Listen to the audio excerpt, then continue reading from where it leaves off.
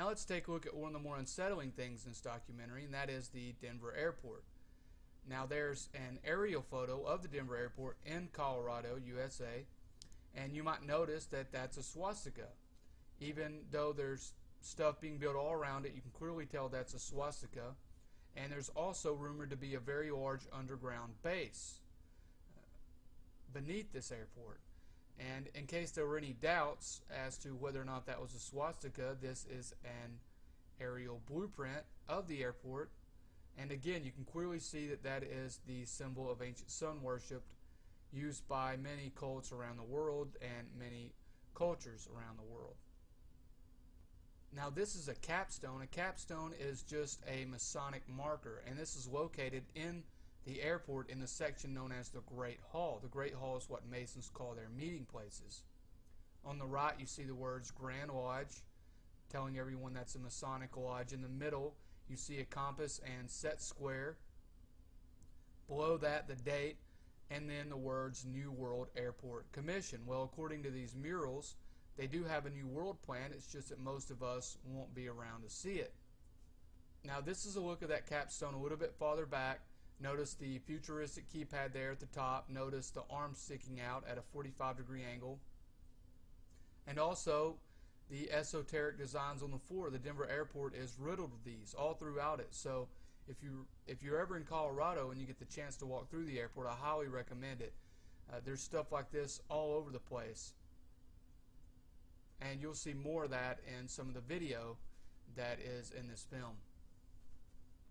Now here's the first mural, and notice they're all drawn like Disney cartoons. And again, these are all out in the open. These are out there for the public to see. Let me go ahead and read this to you.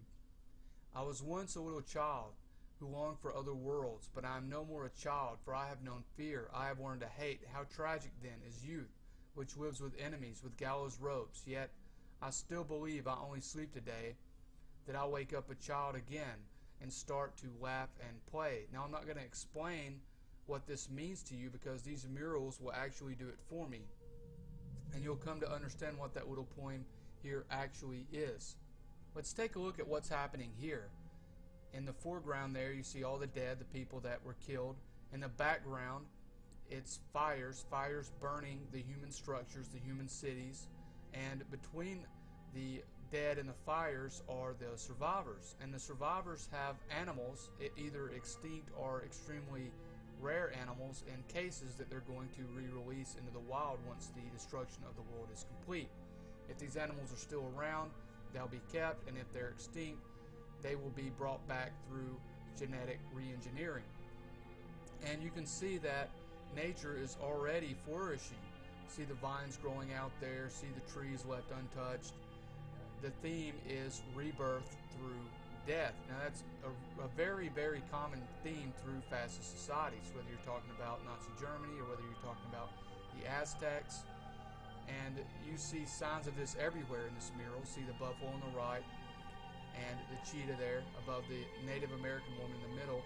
Notice that everyone in the picture is culturally distinct. I mean, both alive and dead, everyone is very culturally distinct, and that is a reference to the multiculturalism, the social engineering that is going on today. Now here's a close-up of the woman in the coffin in the center. That's a Native American woman. And see the horrified look on her face. She is terrified. Even as she's dead, she's laying there in the coffin, and she's still got that look on her face. And again, notice all the exotic wildlife that she's surrounded by. Here's a close-up of the coffin on the left. There's a black woman there, and she's got shackles on her wrist. Notice that. She's holding a flower. And the sea turtle there on her left, more exotic wildlife above you on the right, and the bird there that is, notice the words extinct, that is extinct, that they're keeping in the glass case that they're going to re-release into the wild once all of the people and their cities have been decimated. Now here's a picture of a girl, and notice she's got the Star of David on her chest, and she's also got a Bible with a cross on it. That's a reference to Christ, New Testament, and shamrocks.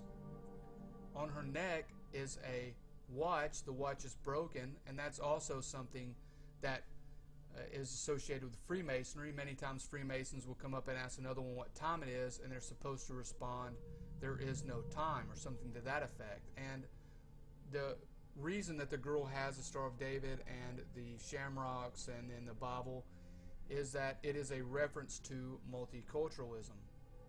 And even the quilt behind her has all kinds of different designs on it that also have other meanings. And so we see again the references to multiculturalism and the constant theme, rebirth through death.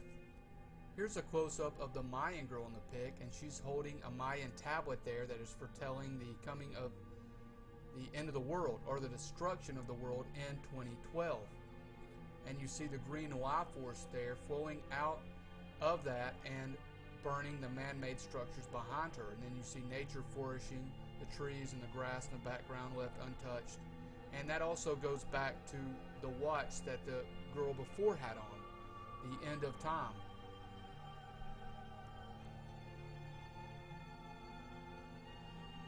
This is certainly one of the more grotesque things you're ever going to see in an airport. Notice the white dove at the end of his sword that stands for peace, peace after the destruction of the cities, peace after the death of billions. That, of course, is the dream of every tyrant fool in history. Notice he's chopping down a human city with his sword. There's a rainbow behind his gun. And in the bottom right-hand corner there is a note that I read to you earlier. And behind him is a line of women with dead babies. All the babies have died. There are also no elderly. Notice everyone that is surviving is young, very culturally distinct. No elderly, no babies. And there's a close-up, and of course between the women and the soldier there are the people that he's going to allow to live. Here is the end result of genocide, the end result of the war, and the people of the world, all the people of the world have all came together and defeated this one strong man. Notice that the German boy is taking everyone's weapons and pounding them into plowshares on top of this guy's dead body. The white doves are there resting on him. And everyone is young and everyone is culturally distinct. Even the adults in this photo are very young. And everyone is wrapping up their weapons and turning them into this figure.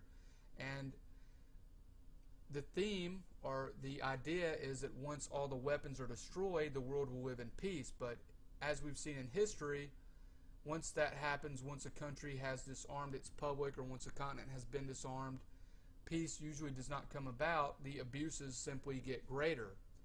It's simply followed by more genocide. The population is disarmed and then they are systematically killed. And we've seen this over and over in the Soviet Union, in China, in Africa, where they will routinely disarm the public and then the military will come in there and kill people. Here's just a close-up of that German boy that I believe is a reference to the House of Windsor, Saxe, Coburg, Gotha, the British royal family, or possibly the Rothschilds, another German powerhouse family. Another close-up, and by the way, most people don't even know that the British royal family is in fact German. It just goes to show you the power of these people. And the banner in the middle there just says, the yellow banner says peace in many different languages. There's a close-up of the Boy Scout, got his weapons wrapped in American flags, or the Cub Scout rather, and he's turning them all in, and they want that to be very clear. And then on the right there you see the flag of Israel. And here's what the world's supposed to look like after the death, after the destruction, this free willy moment between man and nature. And this is supposed to be the new Garden of Eden. This new Garden of Eden, pictured here, is something that many people are taught in different religions and cultures. A place that's supposed to be perfect, where children can play with lions without the fear of being bitten or eaten. And of course, you see the exotic animals there in the background and the foreground, extinct animals brought back in the world through renaturalization programs. And all the people are young. They're all very young, and no babies, no elderly, and they're all very happy. Of course, this is supposed to be a paradise. They've all given up their weapons. They've been totally subverted, and everyone is supposed to just be overjoyed by this. And of course, this is assuming that the people that took all their weapons won't abuse their authority. Again, this is supposed to be the new Garden of Eden, but one must question the kind of world that is going to be built on the top of billions of corpses.